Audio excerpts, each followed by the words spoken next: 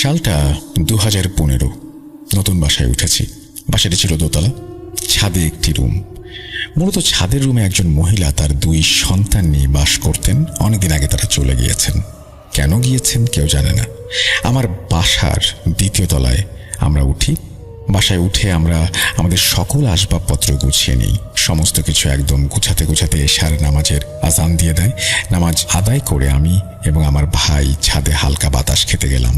ছাদে যাওয়ার সাথে সাথে একটা জিনিস খেয়াল করলাম, বিল্ডিংয়ের পেছন দিয়ে একটি কৃষ্ণচূড়া গাছ ছাদের ওপর দিয়ে তার ডালপালা এবং পাতা ছড়িয়ে দিয়েছে।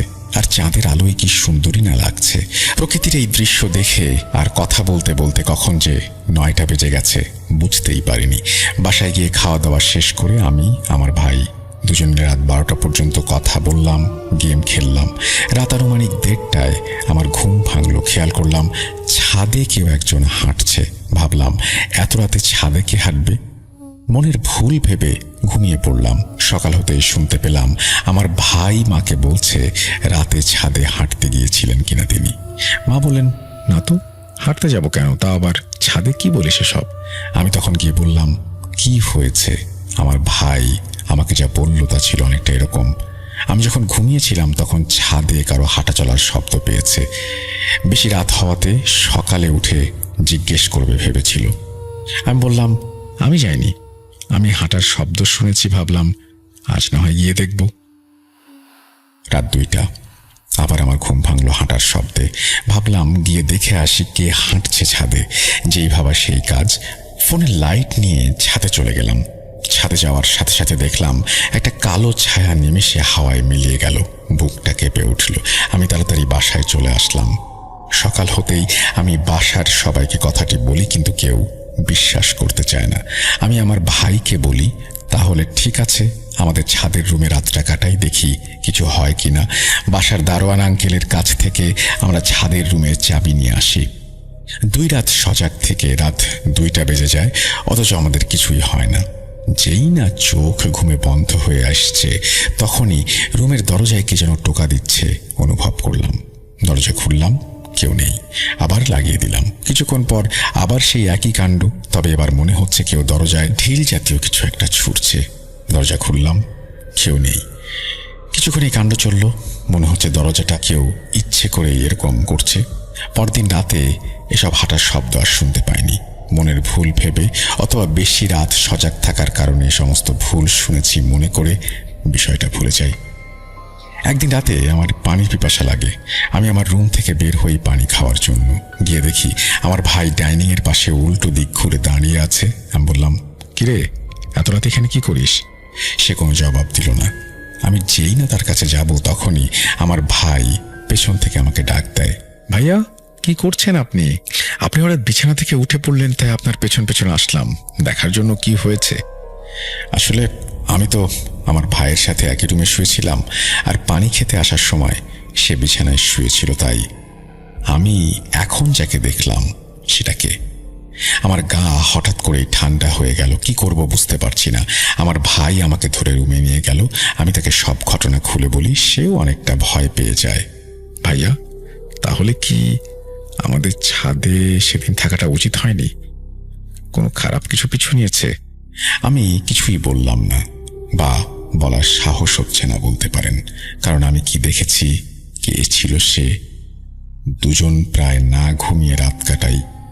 পরদিন আমি এবং আমার ভাই দুজন মিলে আমার মাকে সব জানাই। মা বললেন, কি বলছিস তোরা? শুধু শুধু বাসায় এসে এসব কি শুরু করলি? কোনোভাবে যেন মা আমাদের বুঝতে পারলেন না।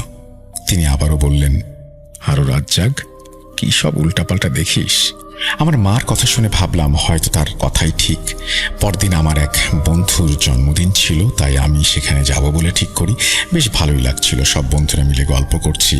হঠাৎ রাত 3টার দিকে আমার ফোনে একটা কল আসে মার কাছ থেকে। কল ধরতেই মা অন্য পাশ থেকে ভীতু গলায় বলেন, তুই কোথায়? তাড়াতাড়ি বাসায় আয়। আমি কিছুটা অবাক হই। যত তাড়াতাড়ি সম্ভব আমি আমার এক বন্ধুর বাইক নিয়ে চলে আসি বাসায়, এবং এসে দেখি আমার ভাই অজ্ঞান অবস্থায় পড়ে আছে। আমার মা পাশে বসে আছে, পানি দিচ্ছে। আমি এবং আমার বন্ধু আমরা আমাদের ভাইকে নিয়ে বিছানায় চলে যাই। আমরা তাকে কি হয়েছে জিজ্ঞাসা করতেই সে যা বলে তা রক্ত হিম করে দেওয়ার মতো। আমি সোফায় গেম খেলছিলাম, এক পর্যায়ে ঘুমিয়ে যাই। রাত 3টার সময় আমার ঘুম ভাঙে অদ্ভুত আওয়াজে। আওয়াজ আসছিল রুম থেকে এবং আওয়াজটা ছিল গড়গড় গড়গড় গড়গড়। রুমে গিয়ে দেখি একটা অবয়ব খাটের উপরে বসে আছে এবং আমার দিকে তাকিয়ে আছে, চোখ জল করে, আগুনের লেলিহান শিখার মতো। আমার দিকে খুব রাগ নিয়েই সে তাকিয়ে আছে। ভয়ে আমার শরীর 1 ইঞ্চিও নড়তে পারছে না। আমি খেয়াল করলাম আমার দোয়া, আমি যেটা পড়ছি, গায়ের সমস্ত শক্তি দিয়ে আল্লাহ বলে চিৎকার দিয়েছি। দৌড় দেব বলে ঘুরে দাঁড়িয়েছি, কিন্তু দৌড়াচ্ছি একই জায়গায়। অবয়বটা পেছন থেকে আমাকে টিটকারি দিচ্ছে। আজই নাকি আমার শেষ দিন। আল্লাহর রহমতে আমার মা আমাকে ডাকতে ডাকতে আমার রুমের দিকে আসছেন ওই সময়, এবং অবয়বটা কয়েকটা কণ্ঠে আমাকে হুমকি ধামকি দেয়। আমার মাকে আমার বন্ধু জাভেদ, এটা তার ছদ্মনাম, তিনি বলেন, আন্টি, আপনি এত রাতে কি খুঁজছিলেন? কাকে খুঁজছিলেন? কেন খুঁজছিলেন? আমার মা বললেন, আমি ঘুমিয়েছিলাম, হঠাৎ আল্লাহ বলে একটি চিৎকার শুনতে পাই, তাই যত তাড়াতাড়ি সম্ভব ওদের রুমে এসে দেখি আমার ছোট ছেলে অজ্ঞান অবস্থায় পড়ে আছে। সকাল হলে আমি এক হুজুরের সাথে দেখা করি। হুজুর বলেন, আমি মাগরিবের নামাজের পর তোমার বাসায় আসব। মাগরিবের নামাজের পর হুজুর আমাদের বাসায় চলে আসেন। হুজুর আমাকে এবং আমার মাকে আমার বন্ধুকে থাকার অনুমতি দেন এবং আমার ভাইকে একটি গোল বৃত্ত এঁকে তার মাঝখানে বসান। আমার ভাই ছিল তুলারাশির। আমার ভাইকে সেখানে বসিয়ে হুজুর বিভিন্ন কোরআনের আয়াত পাঠ করতে থাকেন এবং পানি ছিটিয়ে দিতে থাকেন। এক পর্যায়ে একটা দুর্গন্ধের সৃষ্টি হয়। আমার ভাই অপরিচিত এক কণ্ঠস্বরে কথা বলে ওঠে। হুজুর বলেন, কেন সে এসব করছে? হুজুরের কথা শুনে সেই জিনটা বলে ওঠে, আমি বলবো না, কি করবি? হুজুর তখন একটা তাবিজ আমার ভাইয়ের গলায় দেন এবং দোয়া পড়তে শুরু করেন। একটা সময় সেই জিন বলে ওঠে, দোয়া পড়া থামা। জিন বলতে শুরু করে, আমার নাম ইসফিক, আমি অনেক বছর ধরে এখানে থাকি, বাড়ির পেছনে কৃষ্ণচূড়া গাছে আমার বসবাস। আমি যখন রাতে সেখানে বসেছিলাম তখন ওই 2 জন চিৎকার করেছিল এবং আমার সমস্যার সৃষ্টি করেছিল। আমার থাকার জায়গায় কেউ আসলে আমি তাকে ছাড়ব না, এবং সে এক পর্যায়ে বলে যে ওদেরকে ছেড়ে দে। হুজুর বলেন, তুই চলে যা এখান থেকে, আর কোনোদিন আসবি না। জিনটি কোনোভাবেই রাজি হচ্ছিল না, শুধু বলছিল, এখানে আমি অনেক বছর ধরে থাকি, আমি যাব না। হুজুর বেশ অনেকবার জোর জবরদস্তি করার পর সে চলে যেতে রাজি হয়। বর্তমানে সেই গাছটি আর নেই, গাছটি কেটে ফেলা হয়েছে এবং সেখানে বিল্ডিং করা হয়েছে। এই ছিল ঘটনা। এই বলে তিনি তার ঘটনা শেষ করেছেন। বছর 10 আগের কথা। বার্ষিক পরীক্ষা শেষ, হাতে অঢেল সময়। সারাদিন পাড়ায় পাড়ায় টোটো করে ঘুরে বেড়াই। বিকেলগুলোয় হয় ফুটবল, নয়তো গল্পের বইয়ে ডুবে থাকি। একদিন রাতে খুব মন দিয়ে 3 গোয়েন্দা পড়ছি। রহস্যের তীব্রতায় দম বন্ধ হয়ে আসছে। এমন সময় পিসিমণির ফোন কল। ভালো মন্দ জিজ্ঞেস করে বললেন, পরীক্ষা তো শেষ, এবার কদিনের জন্য বেড়াতে আসছিস না কেন? তোর বাবাকে বলে দিচ্ছি, দ্রুত চলে আয়। খুশিতে মনটা নেচে উঠল। একটু আগেও যেখানে 3 গোয়েন্দার সাথে রহস্য সমাধানে ব্যস্ত ছিলাম, এখন সেখানে মনই বসছে না। মনে তখন প্রথমবারের মতো একা বেড়াতে যাওয়ার উত্তেজনা। রাতে মনে হয় একচোট স্বপ্ন দেখে ফেলেছিলাম। তারপর এলো কাঙ্ক্ষিত সেই দিন। পিসির বাড়ি পৌঁছে স্নান করে কবজি ডুবিয়ে খাওয়া দাওয়া করলাম। পিসিমণি কাছে বসে কড়া নজর রাখলেন আমার আদর যত্নের যেন কোনো ত্রুটি না হয়। বিকেলে ভাই বোনদের সাথে ঘুরতে গেলাম। জানুয়ারি মাস, বেশ শীত পড়েছে। শীত শীত আবহে গ্রামীণ জনপদ, নদীর কোল ঘেঁষে বসা বাজার আর খাওয়া দাওয়া করে ফিরতে ফিরতে সন্ধে হয়ে গেল। রাতের খাবারের পর পিসিমণি বললেন, তুই সাগরের কাছে শুবি। একা শুতে যদি ভয় লাগে, তাই ওর ঘরেই বিছানা ঠিক করে দিয়েছি। লক্ষ্মী ছেলের মতো মাথা নেড়ে সায় দিলাম। একা একা শুতে আমারও অস্বস্তি লাগতো, তার চেয়ে বরং এটাই ভালো। সাগর হচ্ছে পিসির বড় জায়ের ছেলে, আমার বছর 3 ছোট। কিছুক্ষণ এটা সেটা নিয়ে গল্প করল, তারপর গভীর ঘুম। এদিকে লেপ মুড়ি দিয়ে কিছুক্ষণ এপাশ ওপাশ করে দেখি ঘুম আসছে না, অথচ সারাদিনের ক্লান্তিতে এর উল্টোটাই হওয়ার কথা। রাত বাড়ছে, টিনের চালে শিশির পড়ার টুপটুপ শব্দ শুনছি। মনে মনে 1 থেকে 100 পর্যন্ত উল্টোভাবে গুনলাম। ঘুম নেই। চোখ বন্ধ করে রইলাম। তাও ঘুম নেই। বেশ কিছুক্ষণ পর একটু তন্দ্রা মতো এসেছিল। একটা ঝুম শব্দে ঘুম ভেঙে গেল। কান পেতে শব্দটা শুনলাম আবার, ঝুম ঝুম ঝুম। নূপুরের শব্দ। একটা নির্দিষ্ট বিরতিতে নূপুর পায়ে কেউ হাঁটছে। ঝুম ঝুম ঝুম। খুব সন্তর্পণে। শব্দটা প্রথমে দূরে ছিল, সম্ভবত পাশের ঘরের শেষ মাথায়। খেয়াল করলাম ছন্দে ছন্দে পা ফেলে নূপুর পায়ের মানুষটা আমি যে ঘরে শুয়েছি সেদিকেই আসছে। কোনো তাড়া নেই, প্রতিটি পদক্ষেপ যেন গুনে গুনে ফেলছে। ঝুম ঝুম। হঠাৎ করে মনে পড়ল এই বাড়িতে নূপুর পড়ার মতো একমাত্র মানুষ পিসিমণির ছোট মেয়ে টুম্পা, কিন্তু সে তো একটা বাচ্চা। তাছাড়া ওর পায়ে তো নূপুর দেখিনি।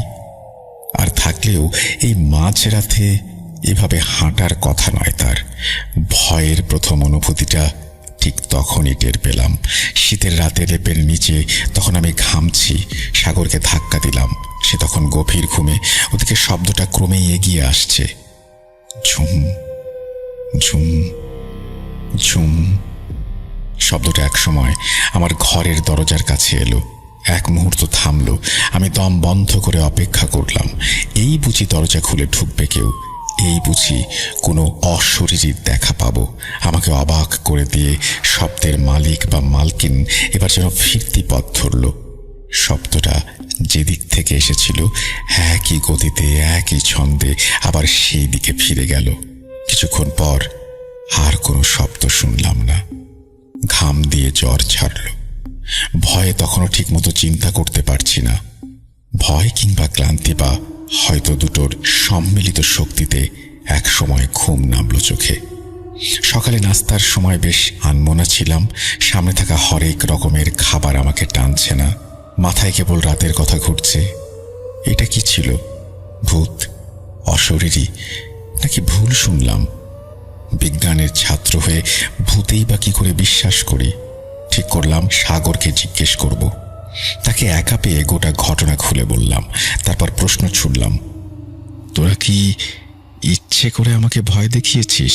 সত্যি করে বল, এমনটা কেন হলো? ঘটনা কি? সাগর দিব্যি কেটে বলল, এটা তারা কেউ করেনি।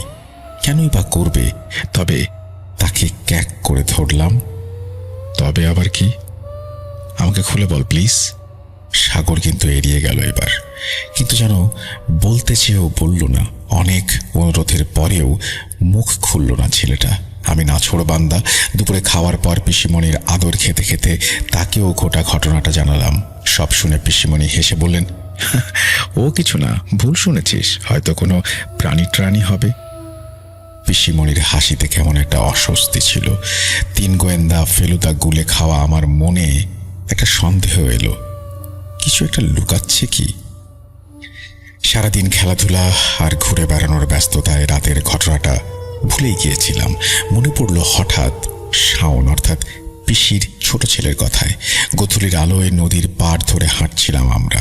নদীতে পানি কমে এসেছে। 2-1টা নৌকা মন খারাপ করে ভাসছে সেখানে। ওপারে শাকসবজির খেতে কাজ করছে মানুষজন। হাঁটতে হাঁটতে সেসবই দেখছিলাম। হঠাৎ করে শাওন বলল, রাতে নাকি নূপুরের শব্দ শুনেছেন? তোকে কে বলল? মায়ের কাছে শুনলাম। বলতে মানা করেছে, তাও বলছি। আমাদের বাড়িতে কিন্তু এটা প্রায়ই হয়। তক্ষণে শাওনের দিকে ঘুরে দাঁড়ালাম। আসল ঘটনাটা জানতেই হবে আমার। শাওন বলল, চলল, এটা আমার দাদুর বা তারও আগের সময় থেকে চলে আসছে। জিনিসটা যে ঠিক কি সেটা আমি জানি না, তবে কিছু একটার অস্তিত্ব আমরা সব সময় টের পাই। সে তার নূপুরের শব্দ দিয়ে সব সময় আমাদের জানান দেয়, প্রায় স্বপ্নে সাবধান করে যায়। তুমি ভয় পাবে দেখে মা কিছু বলেননি। আগেই বলেছি বিজ্ঞানের ছাত্র আমি। এসব গাঁজা ঘুরে কথা আমি বিশ্বাস করি না। আবার শাওন মিথ্যে বলার ছেলেও নয়। দ্রুত বাড়ি ফিরে পিসিমণিকে পাকড়াও করলাম। শাওনের কাছ থেকে শোনা কথাগুলোর সত্যতা জানতে চাইলাম। তিনি না না করে একসময় আমার জেদের কাছে হার মানলেন এবং জানালেন সবই সত্যি। ওনাদের ঘরে একটা প্রাচীন সিন্দুক আছে। শব্দটা নাকি সবসময় সেখান থেকেই শুরু হয় এবং শেষও হয় সেখানে গিয়েই। এতে তো ওরা অভ্যস্ত হয়ে গেছে। আমাকে বারবার আশ্বস্ত করলেন আমি যেন এসব নিয়ে চিন্তা না করি। রাতে শুতে গিয়ে দেখলাম সাগরের সাথে আরও একজন যোগ দিয়েছে। উদ্দেশ্য আমি যেন ভয় না পাই। সে রাতে আমার কোনো শব্দ আমি শুনিনি। যে 4-5 দিন ছিলাম এর মধ্যে আর একবারও সেই শব্দটা শুনিনি। একদিন সবুজ রঙের প্রাচীন সিন্দুকটা দেখে এসেছি। দেখেই কেমন গা শিরশির করেছে। দিন 5 পর বাড়ি ফিরে সেজ পিসির মেয়ে মিতুদিকে ফোন করে এই ভৌতিক অভিজ্ঞতার কথাটা জানালাম। ফোনের ও প্রান্তে মিতুদির আঁতকে ওঠার শব্দ পেলাম। তারপর আমাকে অবাক করে দিয়ে জানালেন এই ঘটনা তার সাথেও ঘটেছিল। জোর করলাম বলার জন্য। মিতুদি বলতে শুরু করলেন, তুই জানিসই গত বছর আমি ওখানে গিয়েছিলাম। বেশি মানুষ সবাই নিচে ফ্লোরিং করে শুয়েছিলাম। প্রথম দিন 2 সব স্বাভাবিক। তৃতীয় রাতের কথা বলছি। মশারি টাঙিয়ে ফ্লোরে শুয়ে আছি কয়েকজন। গভীর রাত, ঘুমিয়ে পড়েছিলাম। হঠাৎ ঘুম ভাঙল নূপুরের শব্দে। মনে হলো নূপুর পায়ে গুনে গুনে কেউ পা ফেলছে। প্রতিবার পা ফেলার আগে যেন চিন্তা করে নিচ্ছে পরবর্তী পদক্ষেপের ব্যাপারে। ভয়ে আমার গলা শুকিয়ে গেল। শব্দটা দূর থেকে ধীরে ধীরে কাছে এলো। মশারির চারিদিকে ধীর পদক্ষেপে চক্কর দিল একবার, যেন আমাদের মেপে নিচ্ছে। ভয়ে তখন চোখ বন্ধ করে ফেলেছি। চিৎকার যে দেব সেই সাহসও পাচ্ছি না। সব শক্তি একত্র করে যখন চিৎকার দেব ঠিক করেছি তখন শব্দটা হাওয়ায় মিলিয়ে গেল। ভালো করে কান পেতে দেখলাম আসলেই কোনো শব্দ শোনা যাচ্ছে না। পরদিন মিষ্টিমণিকে অর্থাৎ পিসিমণিকে জিজ্ঞেস করায় তিনি কিছুই বলতে চাননি, উল্টো হেসে উড়িয়ে দিয়েছেন। পরে পাশের বাড়ির এক মেয়ের কাছে আসল ঘটনা জানলাম। এদের বাড়িতে সত্যি কিছু একটা আছে। একটানা কথা বলে এবং তাদের বাড়িতে যাওয়ার আমন্ত্রণ জানিয়ে মিতুদি ফোন রাখলেন। আমার মনে তখন অসংখ্য প্রশ্ন। আমি তাহলে ভুল শুনিনি, কিছু একটা সত্যি আছে ওখানে। কিন্তু 21 শতাব্দীতে বাস করে এসব বিশ্বাসী বা করি কিভাবে? আবার এই দুটো ঘটনার ব্যাখ্যাই বা কি দেব? তবে কি আমাদের জানার বাইরেও কিছু আছে? হয়তো তাই, হয়তো না। তারপর পেরিয়ে গেছে 10টা বছর। কিন্তু এতগুলো বছর পরেও আজও কোথাও নূপুরের শব্দ শুনলে সেই রাতের কথা মনে পড়ে যায়। এটাই ছিল আমার সাথে ঘটে যাওয়া একটি ঘটনা। আমার জানা আরো অনেক ছোট ঘটনা আছে, ধীরে ধীরে লিখে পাঠাবো। 2017 সে সময় আমরা একটা প্রত্যন্ত চরাঞ্চলে থাকতাম, যেখানে জীবনের প্রতিটি বাঁক নদীর সঙ্গে ওতপ্রোতভাবে জড়িত ছিল। নদী ছিল আমাদের চলাচলের মূল ভিত্তি। আমার বয়স তখন 12, কিন্তু স্কুলের চৌকাঠ তখনও পার হওয়া হয়নি। চারপাশে অনেকেই স্কুলে যেত, এমনকি বাবা মাও বারবার বলতেন পড়াশোনা করে মানুষ হতে, কিন্তু আমার মন ছিল পড়াশোনার প্রতি সম্পূর্ণ উদাসীন। বইয়ের অক্ষরগুলো যেন আমার জন্য ছিল না। ঘন্টার পর ঘন্টা বইয়ের পাতায় চোখ গুঁজে থাকার বিষয়টি আমার ভালো লাগতো না। তবু মা বাবা আমাকে জোর করে স্কুলে ভর্তি করিয়ে দিলেন। আমি স্পষ্ট জানিয়ে দিলাম এটা বৃথা চেষ্টা।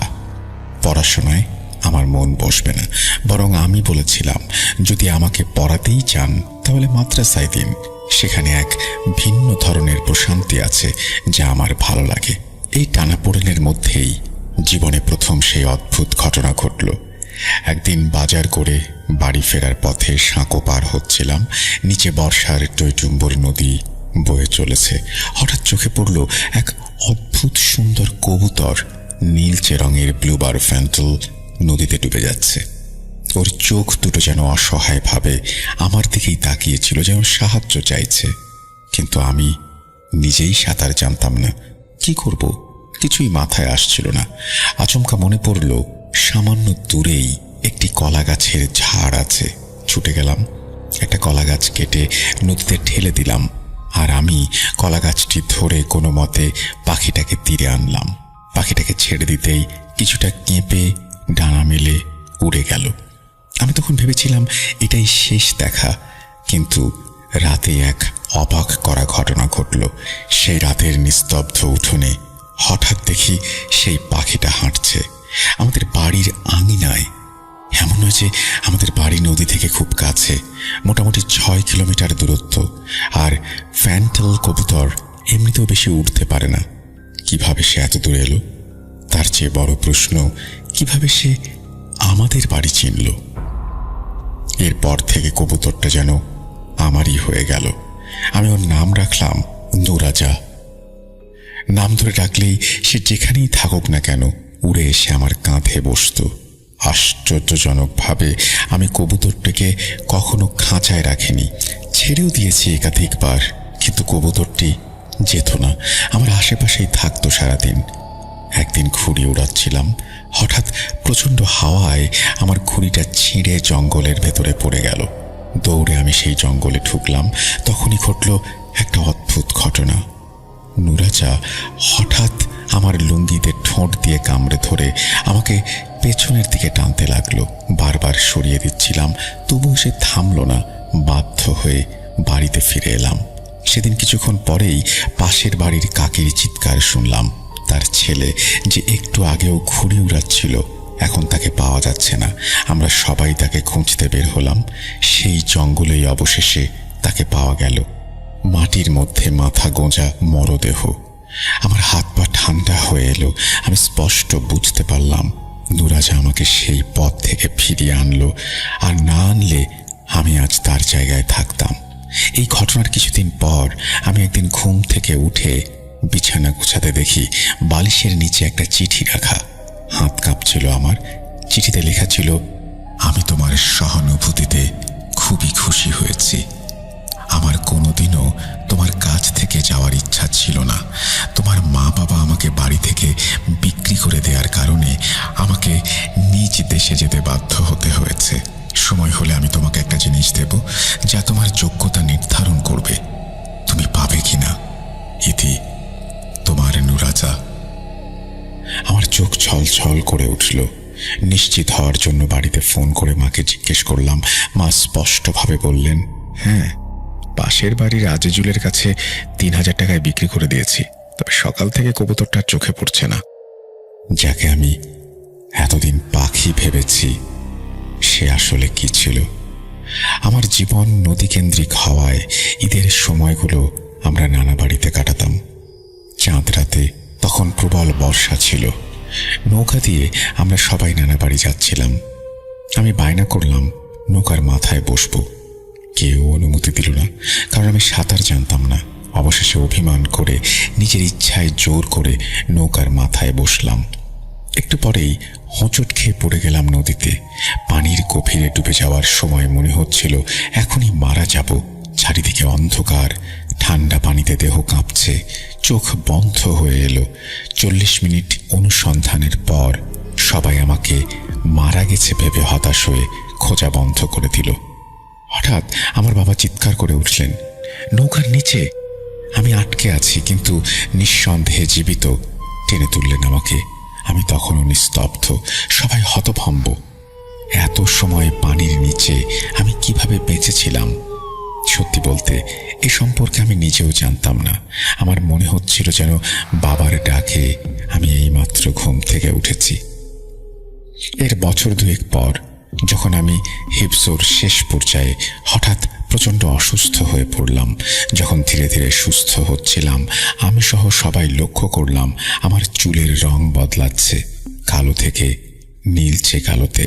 মাদ্রাসার নিয়ম অনুযায়ী সবার সম্পূর্ণ চুল কাটা বাধ্যতামূলক হলেও সেই নীলচে চুলকে হুজুররা অস্বাভাবিক নিদর্শন মনে করে কখনো আমাকে সম্পূর্ণ চুল কাটতে জোর করেননি।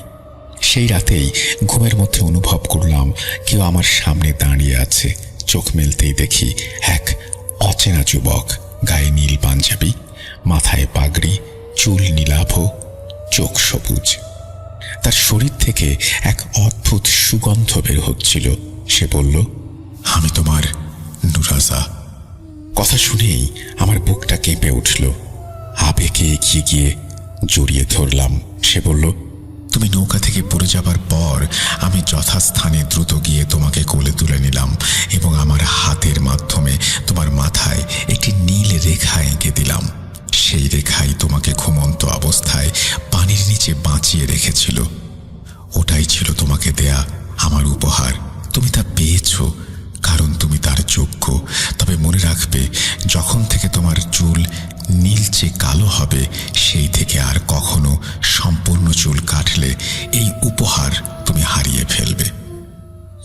তখন আর কিছুই বললাম না। সে আমার কপালে চুমু দিয়ে বলল, এবার আমাকে যেতে হবে, তবে আমার দৃঢ় বিশ্বাস তোমার দোয়ায় নুরাজা নামটা কখনো হারাবে না, আর আমার দোয়ায় আয়মান শব্দটা চিরকাল থাকবে ইনশাল্লাহ। তার সেই সুগন্ধি আমার শরীরে হিপস শেষ হওয়া পর্যন্ত স্থায়ী ছিল। এরপর তৃতীয় পর্যায়ে ঘটনা ঘটল, সেটা নির্মুক্ত। আমাদের মাদ্রাসার হেফজোখানা বরাবরই শান্ত স্নিগ্ধ এক আশ্রয়। ভোরের আলো ফোটার আগেই এখানে মুখরিত হয়ে ওঠে পবিত্র কোরআনের সুর। কিন্তু হঠাৎ করেই সেই শান্তির রাজ্যে নেমে এলো এক গা ছমছমে বিভীষিকা। শুরুটা ছিল খুব সাধারণ, অথচ অস্বাভাবিকভাবে তৃষ্ণা, তীব্র অসহনীয় তৃষ্ণা। কিন্তু এক ফোঁটা পানিও কেউ গিলতে পারছিল না। মাদ্রাসার প্রধান দুটি নলকূপের পানি মুখে দিলেই মনে হতো যেন শত শত সূক্ষ্ম কাঁটা ভেতরে ছিন্ন ভিন্ন করে দিচ্ছে, অথচ বিস্ময়করভাবে সেই পানি মুখে থেকে ফেলে দিলেই তা আবার স্বচ্ছ সাধারণ পানির মতোই দেখাতো। কৌতূহলী ছাত্ররা যখন সেই পানি হাতে স্পর্শ করত, শত শত অদৃশ্য কাঁটার তীব্র যন্ত্রণা তাদের কুঁকড়ে দিত। এ এক আজব সংকট। সমস্যা শুধু পানিতেই সীমাবদ্ধ থাকল না, সময়ে অসময়ে ছাত্ররা এমনভাবে অসুস্থ হতে শুরু করলো যে বিছানা থেকে ওঠার শক্তিটুকুও পাচ্ছিল না। ডাক্তারদের কাছে নিয়ে গেলে তারা কোনো রোগ ধরতে পারত না, বলতো সব ঠিক আছে, সম্পূর্ণ সুস্থ। শুধু তাই নয়, নামাজে নেমে এলো এক ভয়াবহ অবস্থা। যাকেই ইমামতিতে দাঁড় করানো হোক না কেন, এক রাকাত শেষ না হতেই রহস্যজনকভাবে সে জ্ঞান হারাতো। 4 রাকাত নামাজ শেষ করতে 4-5 জন ইমাম বদলাতে হতো। পুরো মাদ্রাসায় একটা চাপা আতঙ্ক আর অনিশ্চয়তা ছেয়ে গেল। সেই অস্বাভাবিকতার মধ্যেই একদিন গভীর রাতে প্রায় 1:30 বাজে ঘুম ভাঙতে আমি অনুভব করলাম আমি সম্পূর্ণ একা। আমার বেডরুমে আর কেউ নেই। এই গভীর রাতে মাদ্রাসার সব ছাত্ররা কোথায় গেল? অজানা একটা আতঙ্ক আমার বুক দুরু দুরু করে কাঁপিয়ে দিচ্ছিল। বিছানা ছেড়ে নেমে পুরো মাদ্রাসা তন্ন তন্ন করে খুঁজলাম, কেউ কোথাও নেই। এ যেন এক শ্মশান ভূমি, যেন প্রাণের কোনো অস্তিত্বই নেই সেখানে। ভয়াল নীরবতা ভেদ করে হঠাৎই ভেসে এলো এক পৈশাচিক অট্টহাসি। অজানা আশঙ্কায় আমার বুক কেঁপে উঠল। আমি শব্দটি অনুসরণ করে পা বাড়ালাম, পথ যেন ফুরোয় না। কিছুক্ষণ হাঁটার পর নিজেকে আবিষ্কার করলাম মাদ্রাসার ঠিক পেছনের সেই নিষিদ্ধ জঙ্গলে, যে জঙ্গলে দিনের বেলাতেও ঢুকতে হুজুররা কঠোরভাবে বারণ করতেন। মনে পড়ে কয়েক বছর আগে সেই ঘটনাটি। 2 জন ছাত্রকে নিয়ে একজন হুজুর শশা লাগাতে ঢুকেছিলেন এই জঙ্গলে। শত খোঁজাখুঁজির পরও তাদের আর কোনো অস্তিত্ব খুঁজে পাওয়া যায়নি। ভয়ে আমার শরীর হিম হয়ে এলো, পা আটকে গেল মাটিতে। ফিরে যাওয়ার জন্য যেই মুহূর্তে ঘুরে দাঁড়িয়েছি, অমনি সেই বিকট হাসির শব্দ আবারও কানে বাজলো আমার আরো কাছে, আরো তীব্রভাবে। সাথে সাথে আমার মাথার চুলে কম্পন শুরু হলো। এ যেন বিপদ সংকেত। কিসের বিপদ? ঘুরে তাকাতেই দেখলাম তাদের, যাদের আমি এতক্ষণ খুঁজছিলাম। কিন্তু এ কি বিভৎস রূপ! প্রত্যেকের সম্পূর্ণ বিবস্ত্র। তাদের প্রত্যেকের ঘাড়ে যেন কোনো হিংস্র জানোয়ার নির্মমভাবে আঘাত করে গভীর ক্ষত সৃষ্টি করেছে। যেখান থেকে চুঁইয়ে পড়া রক্ত তাদের শরীরে মাখামাখি। তারা একে অপরের হাত ধরে বৃত্তাকারে উন্মত্তের মতো নেচে চলেছে। আমার চোখ জোড়া তখন অন্য কিছুতে আটকে গেল। ঝোপঝাড়ের আড়াল থেকে বেরিয়ে এলো একদল শেয়াল, যাদের চোখগুলো টকটকে লাল অঙ্গারের মতো জ্বলছিল। তারা বিকট শব্দে হিংসাত্মকভাবে আওয়াজ তুলছিল। বিবস্ত্র ছাত্ররা সেই শেয়ালগুলোকে দেখা মাত্রই তাদের নাচ থামিয়ে দিল এবং যন্ত্রণায় আকাশ বাতাস কাঁপিয়ে চিৎকার করে কাঁদতে শুরু করলো। তাদের কান্না যত তীব্র হচ্ছিল, শেয়ালগুলো ততই যেন আনন্দ পাচ্ছিল। এই 2 বিপরীতমুখী আবেগ যেন এক অসহনীয় জাঁতা কলে আমাকে পিষে ফেলছিল। আমি প্যারানর্মাল জগতে সবেমাত্র পা রেখেছি। এমন পরিস্থিতি মোকাবেলা করার অভিজ্ঞতা আমার নেই। কিংকর্তব্য বিমূঢ় হয়ে গেলাম। কি করব বুঝতে পারছি না, কিন্তু এদের বাঁচাতে হবে এই ভেবে সেই লাল রক্ত চক্ষুগুলোর দিকে তাকাতেই আমার চোখ চমকে উঠল। তা দেখে একটি বিশাল মোটা তাজা শেয়াল বাদে বাকি সব নিমিষেই মিলিয়ে গেল। সেই একাকী শেয়ালটি তখন উন্মত্ত আক্রোশে আমার দিকে ছুটে এলো। তার চোখ মুখে যে হিংস্রতা, তা যেন বাঘ এবং সিংহকে হার মানায়। আচমকা এক লাফে সে আমার বুকের ওপর এসে পড়ল। তার শরীর এতটাই ভারী ছিল, মনে হচ্ছিল আমার ওপর বিশাল এক পাথর খণ্ড চাপিয়ে দেয়া হয়েছে। অনেক কষ্টে পকেট থেকে মেসওয়াক বের করে বিসমিল্লাহ বলে শেয়ালটির চোখ লক্ষ্য করে সজোরে খোঁচা দেই, আর তাতেই তার চোখে একটা গভীর ক্ষতের সৃষ্টি হয়। যন্ত্রণায় সে ক্ষণিকের জন্য পিছিয়ে যাওয়ার ভান করে এবং অতর্কিতে তীক্ষ্ণ ধারালো নখ দিয়ে আমার আঙুলে গভীর আঁচড় বসিয়ে দেয়। তীক্ষ্ণ দৃষ্টি দিয়ে দগ্ধ করার মতো তাকাতেই রক্তপাত কিছুটা হলেও বন্ধ হলো। চেয়ে দেখি সেই শয়তান শেয়ালের আর কোনো অস্তিত্ব নেই। কিন্তু ছাত্রদের সমস্যার কোনো সমাধান হলো না।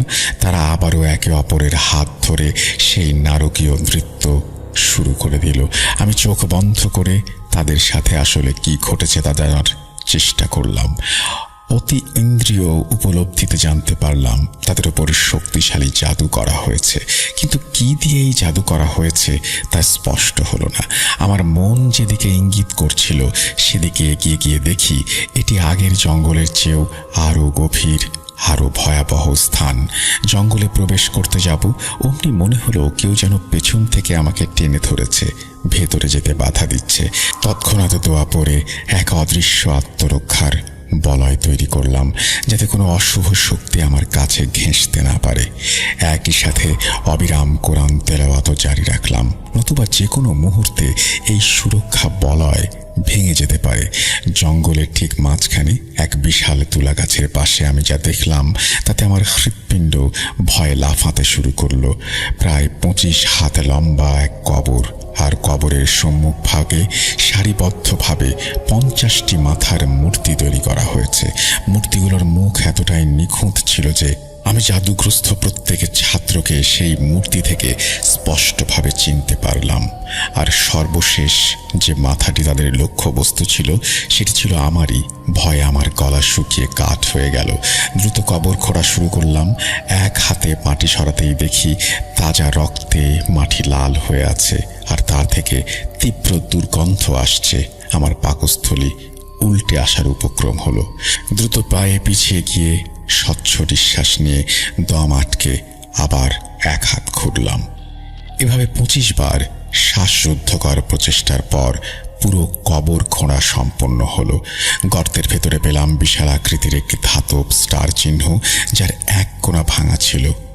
আমিও অপর একটি ছোট কণা ভেঙে আমার কাছে রেখে বাকিটা পুড়িয়ে দিলাম। দ্রুত জঙ্গলে ফিরে এসে দেখি ছাত্ররা আগের মতোই উন্মত্ত নাচ নাচছে। সেই স্টার চিহ্নের ভাঙা অংশটি তাদের সামনে ধরতেই তারা সম্মোহিতর মতো আমাকে অনুসরণ করতে শুরু করলো। এভাবেই আমি জাদুর উৎস দিয়ে তাদের নিরাপদে মাদ্রাসায় ফিরিয়ে আনলাম। কিন্তু তারা কিছুতেই পোশাক পরতে চাইছিল না। যার কাছে এই পোশাক দিচ্ছিলাম সেই তা দূরে ফেলে দিচ্ছিল। আমি বুঝতে পারলাম মূল সমস্যার সমাধান এখনো হয়নি। আশেপাশের কোনো টোটকা বা কালো জাদু, অন্য কোনো উপকরণ আছে কিনা তার সন্ধানে পায়চারি শুরু করলাম। হঠাৎই আমাকে লক্ষ্য করে মাদ্রাসার প্রাঙ্গণে বিশাল এক মেহগনি গাছ সশব্দে আমার ওপর পড়তে শুরু করলো। এটি সেই গাছ যা 1970 সালের প্রলয়ঙ্কারী ঘূর্ণিঝড়েও অক্ষত ছিল। কিন্তু এই প্রতিরোধ ক্ষণিকের জন্য হঠাৎ মাদ্রাসার প্রধান ফটক বিকট শব্দে ভেঙে গেল। বাইরে থেকে ভেসে এলো পৈশাচিক হাসির শব্দ। এক দীর্ঘদেহী বিভৎস চেহারার আগন্তুক প্রবেশ করল। আগন্তুক কর্কশ্বরে বলল, হায়মান, তোর চুল এবং চোখের ক্ষমতা আমার হাত থেকে কেউ তোকে রক্ষা করতে পারবে না। তুই আমার শিকার। তোকে আমার প্রভুর নামে আমি বলি দেব। আমার চোখ আবার জঙ্গলের দিকে গেল। সেখান থেকে শত শত কুঁচকুঁচে কালো চোখওয়ালা শেয়াল অবিশ্বাস্য দ্রুত গতিতে ছুটে এসে ছাত্রদের শরীরের সাথে মিশে যেতে লাগলো। এক একজন ছাত্রের শরীরে কমপক্ষে 2-3টি করে শেয়াল প্রবেশ করলো। পর মুহূর্তেই দেখলাম সবাই আমার দিকে ক্ষুধার্ত হিংস্র জানোয়ারের মতো তাকিয়ে আছে, যেন এক্ষুনি নিশ্চয়ই আমাকে সবাই মিলে একসাথে চিবিয়ে চূর্ণ বিচূর্ণ করে ফেলবে। এখন শুধু নিজেকে বাঁচানোর প্রশ্ন নয়, এই ছাত্রদেরকেও বাঁচাতে হবে, নইলে কালো জাদু নষ্ট করার আক্রোশের শয়তানরা তাদের হত্যা করে ফেলতে পারে। ঝাড়ফুঁক করারও কোনো সুযোগ নেই, কারণ এখানে 1-2 জন নয়, একেবারে 40 জন আক্রান্ত। হঠাৎই আমার চুলগুলো বিপদ সংকেতে কেঁপে উঠল। তাকিয়ে দেখি 40 জন ছাত্র, যাদের শরীরে এখন একাধিক জিনের ভর, একযোগে আমার দিকে ধেয়ে আসছে। আতঙ্কে আমার বুক এমনভাবে ধরফর করতে লাগলো যে জিহ্বা শুকিয়ে গেল। পানি খেয়ে শক্তি সঞ্চয় করার জন্য নলকূপের দিকে এগিয়ে যেতেই ছাত্রদের সেই ভয়ঙ্কর অভিজ্ঞতার কথা মনে পড়ল। এই পানি নাকি বিষাক্ত মুকুট কাটায় ভরা। এতদিন পড়াশোনার চাপে এই বিষয়টি নিয়ে গভীরভাবে ভাবার সুযোগ পাইনি, কিন্তু তখন আমার মনে তীব্র কৌতূহল জাগলো, কেন এই পানি মুখে দিলেই বিষাক্ত কাঁটার মতো অনুভূতি হয়? নলকূপের গভীরে কি কোনো বিষাক্ত রাসায়নিক কোনো কিছুর সৃষ্টি হয়েছে, নাকি এর পেছনেও রয়েছে অজানা কোনো রহস্য? বিষয়টি বোঝার জন্য নলকূপের ভেতরে তাকালাম।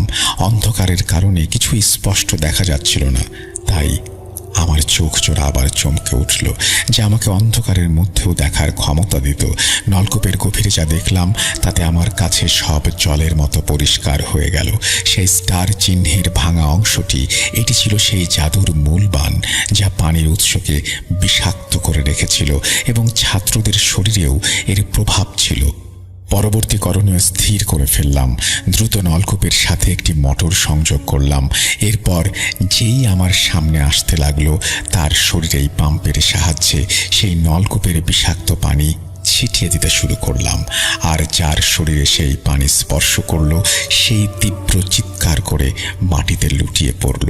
এ যেন কাঁটা দিয়ে কাঁটা তোলার মতো। জিনের প্রভাব ধীরে ধীরে কেটে যাচ্ছিল। শেষের জিনটি পালানোর আগেই আমি তাকে আমার দৃষ্টি দিয়ে ক্যাপচার করে ফেললাম, কিন্তু সে কিছুতেই নলকূপ থেকে সেই জাদু বা বাণ ওঠাতে রাজি হচ্ছিল না। অগত্যা তার শরীরে পানি ছেটানোতেই সে যন্ত্রণায় ছটফট করতে শুরু করলো এবং রাজি হলো। কিন্তু কিছুক্ষণ পরেই সে আবার অস্বীকার করলো, কারণ সে বাণ তুলতে নলকূপে হাত দিলেই তার হাতেও সে অদৃশ্য কাঁটা বিদ্ধ হবে। এক পর্যায়ে বাধ্য হয়ে আমার মাথার একটি চুল ছিঁড়ে তার কুকুরের পায়ের মতো দেখতে হাতে বেঁধে দিলাম, এবং তার অন্য হাতটি শক্ত করে ধরে রাখলাম যাতে সে পালিয়ে না যায়। সে যখন বাণটি তুলে আমার হাতে দিল, ঠিক তখনই দেখলাম একজন ছাত্র পানির পিপাসায় ছটফট করছে। আমার মনোযোগ মুহূর্তের মধ্যে সেদিকে ঘুরে যেতেই সেই সুযোগে ধূর্ত জিনটি আমার চুলের বাঁধন সহ পালিয়ে গেল। আমি বুঝতে পারছিলাম সামনে আমার জন্য অনেক কঠিন বিপদ অপেক্ষা করছে। এই জিনেরা সবাইকে জাদু করতে পারলেও আমাকে করতে পারেনি। তার কারণ, বিশেষ প্রক্রিয়ায় আমার শরীর সবসময় বন্ধ থাকত। শরীরের অঙ্গ প্রত্যঙ্গ ব্যবহার করে বিশেষভাবে জাদু না করলে শরীর বন্ধ থাকা অবস্থায় কারো ওপর জাদু কার্যকর হয় না। পরে জানতে পারি, আসলে জিনটি পালিয়ে গেলেও সৌভাগ্যবশত সে চুলটি নিয়ে যেতে সক্ষম হয়নি। আমার অন্য চোখের সতর্ক নজরদারির কারণে সেটি মাটিতেই পড়ে গিয়েছিল। পরে চুলটি আমি মাটিতে পুঁতে দেই। আর ছাত্রদের সেই উন্মত্ত নাচের কারণ ছিল আরও মর্মান্তিক। জিনগুলো নানাভাবে তাদের ওপরে অত্যাচার চালাচ্ছিল। যখন নির্যাতন থামত, তখন তারা কিছু সময়ের জন্য স্বাভাবিক থাকত এবং সেই সাময়িক মুক্তির ঘোরে অচেতনভাবেই এক ধরনের বিকৃত আনন্দ প্রকাশ করত, যা ওই ভয়ঙ্কর নাচের রূপে প্রকাশ পেত। এটি ছিল চরম বিভীষিকাময়, অসহনীয় বহিঃপ্রকাশ। হেফজোখানার সেই ভয়ঙ্কর ঘটনার পর পরিস্থিতি আবার স্বাভাবিক হয়ে এসেছিল, আলহামদুলিল্লাহ। সাল 1972। অন্য 8-10 দিনের মতো ঘরের সব কাজ শেষ করে ভর দুপুরবেলায় আমি গোসল করতে গিয়েছি আমাদের পাশের বাড়ির পুকুরে। খুব স্বাভাবিকভাবেই আমি গোসল করতে থাকি। একটা সময় আমার মনে হয় একটু ডুব সাঁতার কাটতে। যেমনটা ভেবেছি ঠিক তেমনটাই কাজ। আমি সাঁতার কাটতে কাটতে চলে আসি মাছ পুকুরে এসে পানির অতলে ডুব দিয়েছি। এমন সময় আচমকাই আমার পায়ের সাথে কিছু একটা বেঁধে যায়। সেই সাথে আমি আমার পায়ে একটু ভার অনুভব করতে থাকি। এমন অবস্থা দেখে আমি মাছ পুকুর থেকে সাঁতার কেটে চলে আসি পুকুর পাড়ে। পুকুর পাড়ে এসে আমি যখন পুকুর পাড়ের পাকা অংশে উঠে বসে নিজের পায়ের দিকে তাকাই, আমি দেখতে পাই বড় কচুরিপানার একটা স্তূপ আমার পায়ের সাথে পেঁচিয়ে আছে। এটা দেখে আমি আমার পা থেকে সেই কচুরিপানার স্তূপ সরাতে শুরু করি। এমন সময় আমি দেখি কচুরিপানার স্তূপের ভেতরে বাক্স আকৃতির কিছু একটা। বিষয়টি ভালোভাবে দেখার জন্য সেই জিনিসটিকে আমি কচুরিপানার স্তূপের ভেতর থেকে বের করে নিয়ে আসি। সেই জিনিসটি বের করে আনতেই আমি দেখতে পাই 4 থেকে 5 ইঞ্চির ছোট একটা পিতলের বাক্স। সেই বাক্সের গায়ে শ্যাওলা জমে আছে দেখে মনে হচ্ছে খুবই পুরনো একটি বাক্স। যাই হোক, এরপর আমি সেই বাক্সটির মুখ খোলার চেষ্টা করি, কিন্তু ব্যর্থ হই।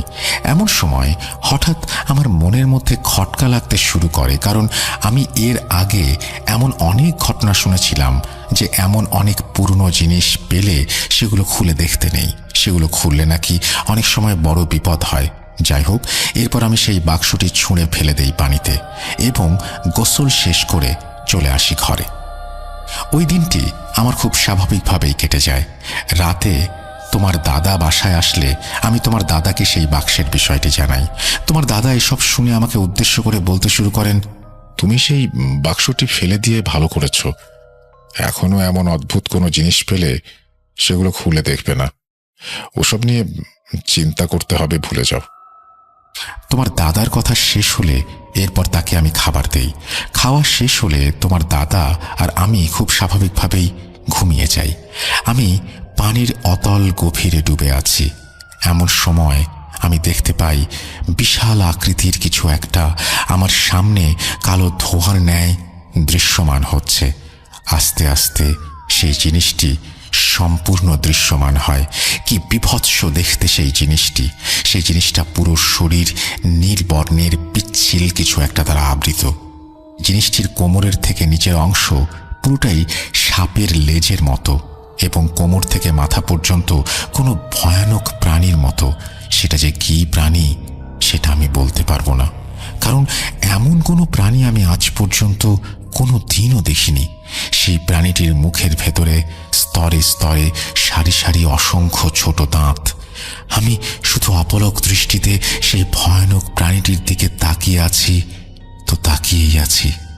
এমন সময় সকল নিস্তব্ধতা ভেঙে সেই ভয়ানক প্রাণীটি বলতে শুরু করে, তুই আজকে আমার দেয়া বাক্সটি ছুঁড়ে ফেলে দিয়েছিস।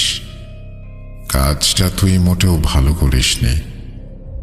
আমি তোকে সেই বাক্সটি দিয়েছিলাম, ওর মধ্যে রয়েছে তোর সবচেয়ে মূল্যবান উপহার। তোকে আমি আর একবার সুযোগ দেব।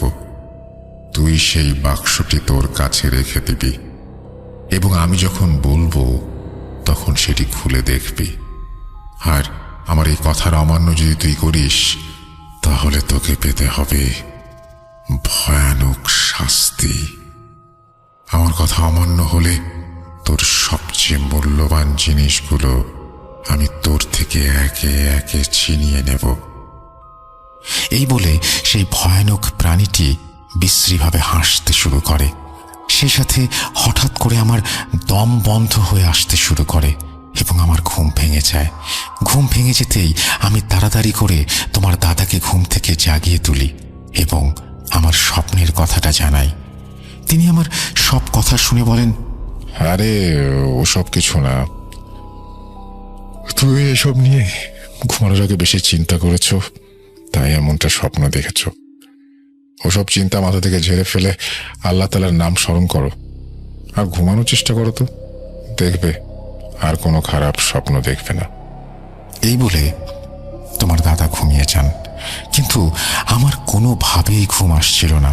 চোখ বন্ধ করলে সেই বিভৎস প্রাণীটির চেহারা আমার চোখের সামনে ভেসে উঠছিল, আর সেই প্রাণীটির বলা কথাগুলো আমার কানে প্রতিধ্বনিত হচ্ছিল।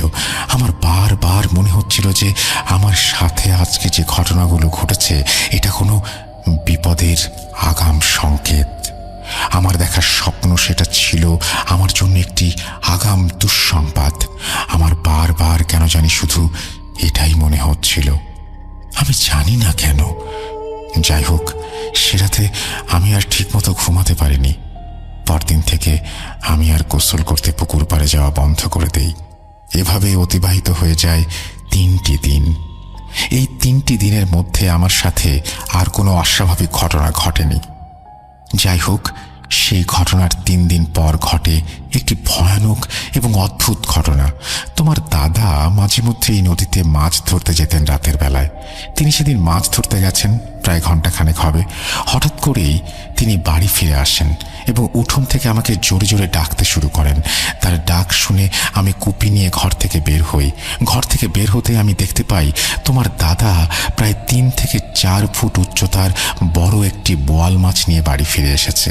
আমাকে দেখে তিনি আমাকে উদ্দেশ্য করে বলেন, আজকে কপালটা অনেক ভালো, নদীতে গিয়ে সবেমাত্র বড়শিটা ফেলেছি, বেশি অপেক্ষাও করতে হয়নি, এর মধ্যেই অনেক বড় আকারের একটা বোয়াল মাছ ধরা পড়ল। নাও, মাছটা এখনই কেটে রান্না করে ফেলো। এরপর তোমার দাদার কথা মতো আমি মাছটিকে কাটার প্রস্তুতি নেই। শুরুতেই আমি মাছের দেহ থেকে মাথার অংশটি আলাদা করি এবং মাছের পেটের ভেতরে হাত দেই, মাছের পেটের থেকে ময়লাগুলো বের করে আনার জন্য। মাছের পেটের ভেতরে যখনই আমি হাত দিয়েছি, আমি অবাক হয়ে যাই, কারণ আমি মাছের পেটের ভেতরে খুবই শক্ত একটা কিছুর অনুভব করি।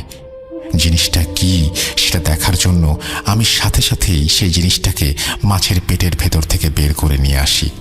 বের করে আনতেই আমি কুপির আলোয় যেটা দেখতে পাই, সেটা দেখে আমার পুরো শরীর ভয়ে কাঁপতে শুরু করে। সেটা আর কিছু না, সেই পিতলের বাক্সটি। এটা দেখা মাত্রই আমি তোমার দাদাকে চিৎকার করে ডেকে নিয়ে আসি এবং এই বিষয়টি দেখাই।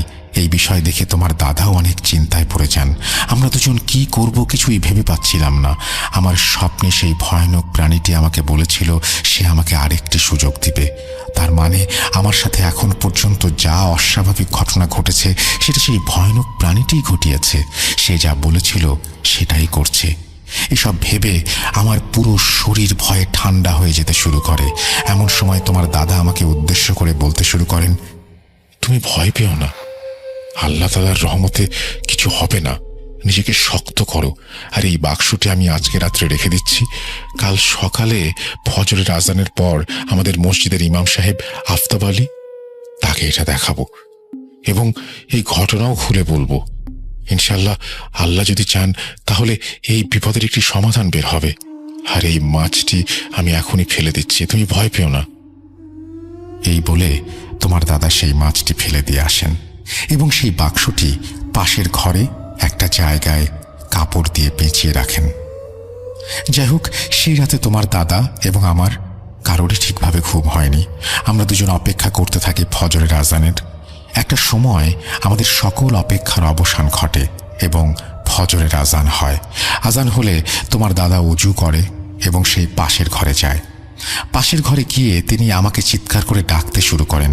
তোমার দাদার ডাক শুনেই আমি সেই ঘরে যাই। ঘরে প্রবেশ করে তোমার দাদার মুখের দিকে তাকাতেই আমি দেখতে পাই তার চোখে মুখে ভয়ের ছাপ। কি হয়েছে জিজ্ঞেস করতেই তোমার দাদা বলে ওঠেন, খুব খারাপ একটা কিছু হয়তো আমাদের সুখী জীবনে প্রবেশ করেছে। আমি বাক্সটা এখানেই রেখেছিলাম, কিন্তু এখানে সেই বাক্সটা নেই। শুধু যে কাপড়টা দিয়ে সেই বাক্সটা পেঁচিয়ে রেখেছিলাম, এখানে সেটা পড়ে আছে। কি হচ্ছে আমি কিছুই বুঝতে পারছি না। এই বলে তোমার দাদা হন্তদন্ত হয়ে ছুটে যান মসজিদে। এই সকল বিষয় দেখে আমি কিছু ভেবে পাচ্ছিলাম না। কোনো এক সময় মনে হচ্ছিল আমি কিছুটা ঠাহর করতে পারছিলাম। যাই হোক, ঘটনার পরবর্তী অংশ তোমার দাদা বলবেন। আমরা এসব ঘটনা দেখে ছুটে যাই মসজিদে। মসজিদে গিয়ে জামাতে ফজরের সালাত আদায় করি। যাই হোক, সবাই মসজিদ ত্যাগ করলে আমি আমাদের মসজিদের ইমাম আফতাব আলী সাহেবকে ডেকে বলি তার সাথে আমার কিছু কথা আছে। আমার ডাক শুনে তিনি মসজিদের মেঝেতে আমাকে নিয়ে বসেন। এরপর আমি কিছু আগের এবং গতকাল রাতের আমাদের সাথে ঘটে যাওয়া সকল ঘটনা বিস্তারিত বলি। আমার সব কথা শুনে হুজুরের মুখে কেমন যেন একটা চিন্তার ছাপ পড়ে। তিনি একদম নীরব হয়ে যান এবং মনে মনে কি যেন চিন্তা করতে থাকেন। এমন অবস্থা দেখে আমিও ফ্যাল ফ্যাল করে হুজুরের চেহারার দিকে তাকিয়ে থাকি। এমন সময় হুজুর সকল নীরবতা ভেঙে বলতে শুরু করেন, আমি যে বিপদের আশঙ্কা করছি, আল্লাহ তাআলা যেন আপনাদের সেই বিপদে না ফেলেন। ভাই, আপনি এশার নামাজের সময় মসজিদে আসবেন। আপনাদের ওপর যে বিপদটি নেমে এসেছে, আমি যেটা আশঙ্কা করছি, এটা কি সেই বিপদ নাকি অন্য কোনো বিপদ, আমাকে আগে জানতে হবে। এই বলে হুজুর আমাকে বিদায় দেন। হুজুরের সব কথা শুনে আমি কিছু বুঝতে পারছিলাম না। কিসের বিপদের আশঙ্কা করছে হুজুর? এসব কি বললেন? আমার কিছুই মাথায় আসছিল না। যাই হোক, এরপর আমি বাড়ি ফিরে যাই এবং তোমার দাদুকে সবকিছু খুলে বলি। সারাদিন অপেক্ষা করতে থাকি এশার আজানের। একটা সময় অপেক্ষার প্রহর শেষ হয় এবং এশার আজান হয়। এশার আজান হলে আমি ছুটে যাই মসজিদে এবং এশার সালাত আদায় করি। এশার সালাত শেষে হুজুর এবং আমি বসি মসজিদের মেঝেতে। আমি হুজুরের মুখের দিকে তাকিয়ে স্পষ্ট দেখতে পাচ্ছিলাম হুজুরের মুখে ভয়াবহ চিন্তার ছাপ। যাই হোক, এরপর হুজুর আমাকে উদ্দেশ্য করে গম্ভীর গলায় বলতে শুরু করেন, ভাই, আমি যে বিপদের আশঙ্কাটা করেছিলাম, সেই বিপদটাই নেমে এসেছে আপনাদের ওপর। এই বিপদটির নাম হচ্ছে মরণ খোলা ফাঁদ। আপনার স্ত্রীর ওপর এক ভয়ানক জাদুবিদ্যার সাধক জিনের নজর পড়েছে। এই জিনটি জাদুবিদ্যায় অত্যন্ত পারদর্শী, ভয়ানক একটি জিন। এই পৃথিবীতে এমন জিন খুব কম রয়েছে। এই জিনটি শয়তানকে খুশি করার জন্য এবং নিজের শক্তি বৃদ্ধির জন্য প্রতি ৪৯ বছর পর পর কৌশিক অমাবস্যার রাতে নরবলি দিয়ে থাকে। এই জিনটি এমন মানুষকে বলি দেয় যে একজন তুলা রাশির জাতক এবং যার জন্ম হয়েছে কৌশিক অমাবস্যার রাতে। সেই জিনটি যে মানুষটিকে নিজের শিকার বানায়, তাকে শুরুতেই একটি বাক্স দেয়। সেই মানুষটিকে নানান প্রলোভন দেখায়। সেই মানুষটিকে প্রভাবিত করার জন্য অথবা নিজের অধীনে নেয়ার জন্য। কারণ এই জিনটি যাকে নিজের শিকার বানাবে, সেই মানুষটির অনিচ্ছায় যদি তার উপর প্রভাব বিস্তার করে, সেই মানুষটিকে বলি দেয়, তাহলে সেই বলিটি শয়তানের কাছে গ্রহণযোগ্য হয় না। এজন্যই এই জিনটি শুরুতে তার শিকারকে একটি বাক্স দেয়। পরে স্বপ্নের মাধ্যমে এসে সেই মানুষটিকে লোভ দেখাতে শুরু করে এবং সে যখন বলবে, তখন যেন সেই মানুষটি সেই বাক্সটি খুলে দেখে। লোভে পড়ে মানুষ সেই বাক্সটি খুলে দেখে।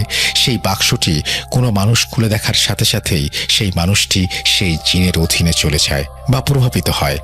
কারণ সেই বাক্সটির ভেতরে এমন কিছু জাদুর উপকরণ থাকে যার উপর ভয়াবহ জাদুবিদ্যা প্রয়োগ করা হয়েছে, যেগুলো দেখার সাথে সাথেই সেই মানুষটির নিজের ওপর থেকে নিয়ন্ত্রণ হারিয়ে সেই জিনটির অধীনে চলে যাবে। এরপর সেই জিনটি শয়তানকে খুশি করার জন্য সেই মানুষটিকে বলি দেয়। আপনার স্ত্রী একজন তুলা রাশির জাতক এবং তার জন্ম কৌশিক অমাবস্যার রাতে হয়েছে। এই জন্যই এই জিনটির নজর পড়েছে আপনার স্ত্রীর ওপর। আর কাল রাতে সেই বাক্সটি আপনার ঘর থেকে সেই জিনটি নিয়ে গিয়েছিল, কারণ সে জেনে গিয়েছিল যে আজ আপনি আমার কাছে আসবেন। সেই বাক্সটি আপনি আমার কাছে নিয়ে আসতে পারলে আমি সেই জিনকে বন্দি করে ফেলতে পারতাম। এজন্য সে বাক্সটি সে নিয়ে গেছে। আমি আমার বাবার কাছে অনেক আগে এই মরণ ঘোলার ফাঁদ সম্পর্কে একটি ঘটনা শুনেছিলাম। এজন্যই সকালে আপনাকে বলছিলাম, আমি যে বিপদের আশঙ্কা করছি, এটা কি সেই বিপদ নাকি অন্য কোনো কিছু আমাকে জানতে হবে। আমি যখন আমার বন্ধু এবং আমার ছাত্র জিনদের এই বিষয়টি তথ্য সংগ্রহ করতে বলি, তারা আমাকে এই তথ্যগুলো সংগ্রহ করে দেয়। আমার বাবার বলা তথ্য এবং জিনদের তথ্য পুরোপুরি মিলে যায়। আপনারা সেই বাক্সটি না দেখে বিপদ থেকে কিছুটা বেঁচে গিয়েছেন, তবে এই বিপদ শেষ হবার না। আপনি চিন্তা করবেন না ভাই, আল্লাহ তাআলা চাইলে সবকিছুই ঠিক হয়ে যাবে। আপনাকে আমি 3টা তাবিজ দিচ্ছি। একটা তাবিজ আপনার কোমরে পড়বেন, একটা তাবিজ আপনার স্ত্রীকে পড়তে বলবেন, আর একটি আপনার ছেলেকে বলবেন।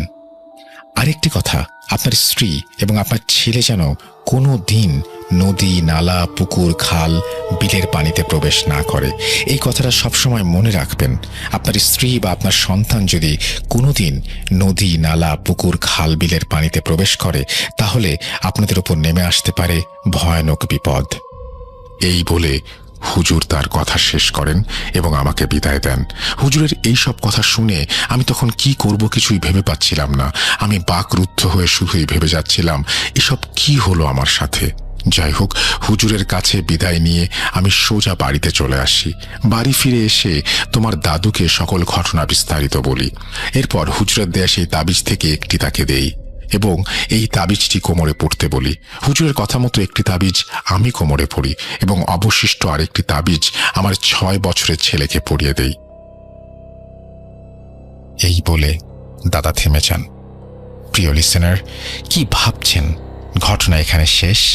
যদি এমনটা ভেবে থাকেন তাহলে এখনই সেই ভাবনা থেকে ফিরে আসুন, কারণ এই ঘটনার সবচেয়ে মর্মান্তিক এবং কষ্টদায়ক বিষয় সম্পর্কে জানা এখনো বাকি। দাদার কথা শেষ হওয়ার পর আবার বলতে শুরু করেন লতা দাদু। তোমার দাদার মুখে সবকিছু শুনে আমার পুরো শরীর ঠান্ডা হয়ে যায়। আমার চিন্তা শক্তি আমি হারিয়ে ফেলি। যাই হোক, গতকাল রাতে তোমার দাদা এবং আমার দুজনের একজনেরও ঠিকভাবে ঘুম হয়নি। এর জন্য রাতের খাবার কোনো মতে খেয়ে ঘুমিয়ে পড়ি। একটা সময় ঘুমের মধ্যে আমি দেখতে শুরু করি প্রথম স্বপ্নের মতো একইভাবে আমি অতল পানির গভীরে। ধীরে ধীরে কালো ধোঁয়ার ন্যায় সেই ভয়ানক প্রাণীটি আমার সামনে দৃশ্যমান হয়। দৃশ্যমান সেই প্রাণীটি ভয়ানকভাবে গর্জন করতে করতে বলে, তোর এবং সেই হুজুরের জন্য আজকে প্রথম আমার কাজ অসফল হলো। তোকে পেতে হবে কঠিন শাস্তি। সারা জীবন তুই সেই শাস্তি ভোগ করবি। তোর ছেলেকে আমি নিয়ে যাব, কথাটা মনে রাখিস। আর ওই হুজুর, ওকে মারবো সবার আগে। বলে দিস সেই হুজুরকে পারলে যেন আমাকে ঠেকিয়ে দেখায়। এই বলে সেই প্রাণীটি ভয়ানকভাবে হাসতে শুরু করে। সাথে সাথে আমার ঘুম ভেঙে যায়। ঘুম ভেঙে যেতেই আমি তোমার দাদাকে জাগিয়ে আমার স্বপ্নের কথা জানাই। আমরা দুজন কি করব কিছুই ভেবে উঠতে পারছিলাম না। যাই হোক, পরদিন তোমার দাদা আবারও হুজুরের কাছে যান এবং গতকাল রাতে আমার দেখা স্বপ্নটির কথা বলেন। সব শুনে হুজুর পানি পড়ে দেন এবং সেই পানি পড়াটা আমাকে 7 দিন খেতে বলেন। এরপর হুজুরের কথা মতো আমি 7 দিন পানি পড়া খাই। হুজুরের পানি পড়া দেওয়ার পর থেকে আরেকটি দিনও আমি আর কোনো খারাপ স্বপ্ন দেখিনি। এভাবে অতিবাহিত হয়ে যায় খুব স্বাভাবিকভাবেই প্রায় 6টি বছর। এই 6 বছরে আমাদের সাথে আর কোনো অস্বাভাবিক ঘটনা ঘটেনি। আমি প্রায় সেই ঘটনাটি ভুলেই গিয়েছিলাম। আমি ভেবেছিলাম সকল বিপদ কেটে গিয়েছে, কিন্তু আমার এই ভাবনাকে ভুল প্রমাণ করে আমার জীবনের সবচেয়ে ভয়ানক দুঃখ আমার দিকে ধেয়ে আসছিল, সেটা আমার মোটেও জানা ছিল না। ঘটনার বাকি অংশ আমি বলতে পারবো না। আমার বুকটা ফেটে যাচ্ছে। এই বলে লতা দাদু অঝরে কাঁদতে শুরু করেন।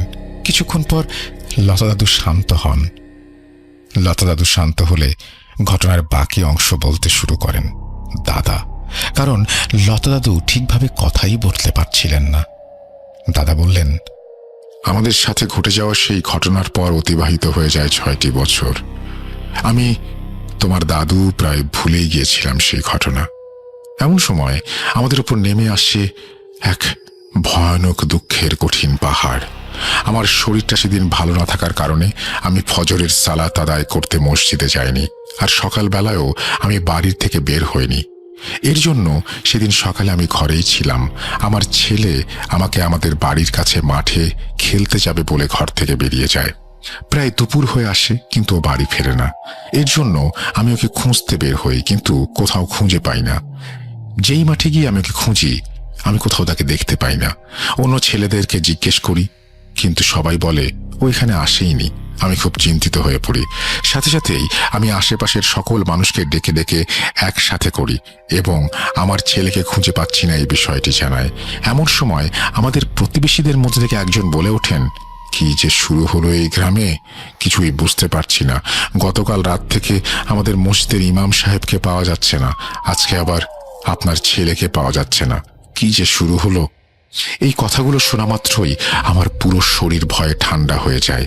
সেদিন সারাটা দিন তন্ন তন্ন করে আমাদের গ্রাম সহ আশেপাশের 2-3 গ্রাম পর্যন্ত আমার ছেলে এবং ইমাম সাহেবকে খোঁজা হয়, কিন্তু তাদের কোথাও পাওয়া যায় না। এভাবে অতিবাহিত হয়ে যায় 3টি দিন। 3 দিন পর তাদের লাশ ভেসে ওঠে আমাদের বাড়ির পাশের পুকুরে। ফজরের সালাত আদায় করে মানুষ যখন বাড়ি ফিরে আসছিল, তখন তারা সেই পুকুরে আমার ছেলে এবং হুজুরের লাশটি ভেসে উঠতে দেখে।